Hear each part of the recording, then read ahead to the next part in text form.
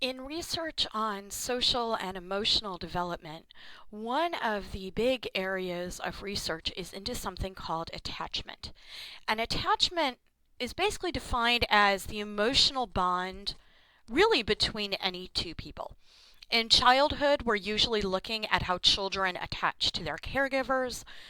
In adulthood, you can look at how adult children attach with their parents. You can look at attachment between romantic partners. But in childhood and in infancy, we're looking at how children attach with their caregivers. And it's important to remember here that this can be any caregiver: a parent, a step parent, an adoptive parent, a grandparent, a daycare provider. There is no biological relationship necessary for attachment to occur. It's also important to remember that attachment is not a zero-sum game. Children can easily attach to multiple people. So if a child has a healthy attachment with a daycare provider, this does not mean that there's going to be any harm to their attachment with their parent. It's just like friendship, you can have multiple friends, and when you gain a new friend, it doesn't necessarily harm your existing friendships. So the background to a lot of this research started with a man named Harlow, who did research with monkeys. And what he did in this research is he took these poor monkeys, he separated them from their mothers, and instead he gave them these artificial mothers. And you can see they look nothing like actual monkeys. They're made of chicken wire and metal and so on. But the one on the left, you can see it's very uncomfortable to hold on to. It's just wire and metal. But it has a bottle. That's where the baby monkey can go when he needs food. The one on the right doesn't have a bottle, so there's no food, but it's covered with this nice, warm, soft terry cloth.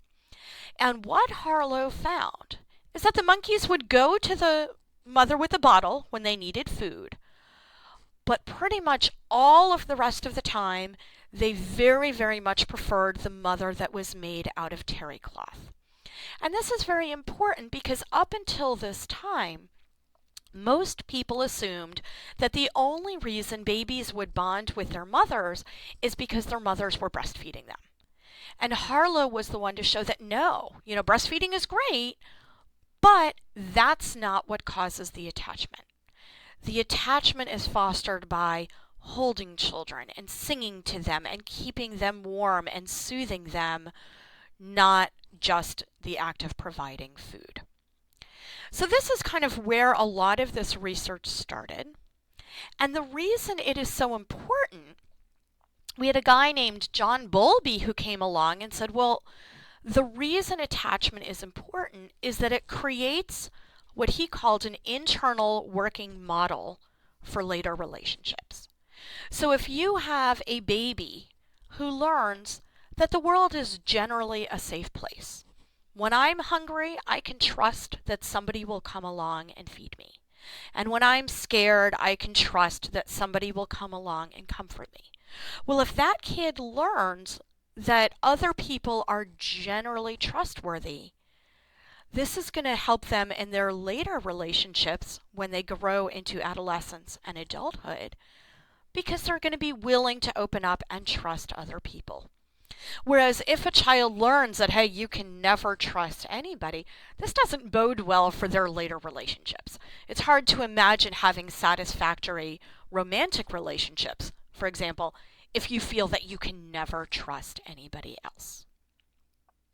So there are a lot of different ways that we can measure attachment. But the one that is used most commonly is something called the strange situation. And the basic idea behind the strange situation is that you put the child and the caregiver in a room together. Looks kind of like a doctor's waiting room, sort of a boring room, but there are some toys to play with, a chair to sit on, and so on.